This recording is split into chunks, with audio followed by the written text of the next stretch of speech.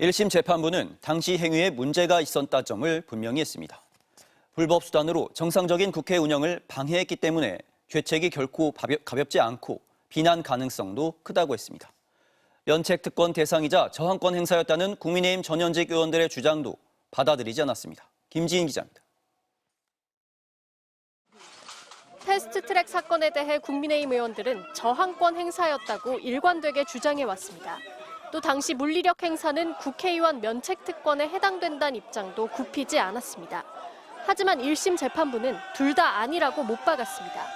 저항권은 국가 권력에 의해 헌법이 중대하게 침해될 때 인정되는 수단이며 면책특권은 자유로운 발언 등을 보장하기 위한 것일 뿐 당시 국회 상황과 무관하다고 판단했습니다. 그러면서 국회에 대한 국민 기대와 신뢰를 훼손한 사건임을 부인할 수 없다고 밝혔습니다. 당시 법안 처리를 막기 위해 바른미래당 최이배 의원을 6시간 동안 감금한 행위도 질타했습니다.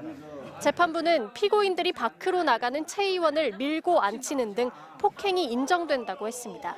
또 직접 접촉해야만 폭행이 인정되는 것은 아니라며 다중의 위력으로 공무집행을 방해한 것이라고 지적했습니다. 이어 헌법과 법률을 누구보다 엄격하게 지켜야 할 국회의원들이 불법 수단을 동원해 동료 의원들을 저지했다고 비판했습니다. 설득을 위해 찾아갔을 뿐 폭행 사실이 없다던 피고인 주장을 조목조목 반박한 겁니다. 당시 쟁점 법안이 위법하게 제출됐다는 주장에 대해서도 일부 흠결은 있지만 법을 어긴 것은 아니라고 했습니다. 1심 형량은 의원직 상실형을 요청한 검찰 구형보다 낮았습니다. 이와 관련해 재판부는 국회 안에서 이뤄진 정치적 행위의 성격을 참작할 필요가 있다고 했습니다. 중대한 쟁점 법안을 불과 3, 4개월 만에 패스트트랙 안건으로 지정한 것이 부당하다는 당시 자유한국당 주장 등이 전혀 근거가 없진 않다고 판단했습니다.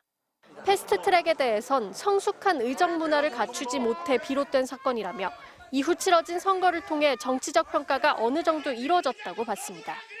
또 피고인들이 물리력을 강하게 행사하지 않았고 대체로 상대방 출입을 막아서는 등 간접적 형태로 진행했다고도 했습니다. 항소심으로 이어진다면 2심 재판부가 이번 사건의 정치적 성격을 어떻게 판단하느냐에 따라 양형의 무게도 달라질 수 있어 보입니다. MBC 뉴스 김지인입니다.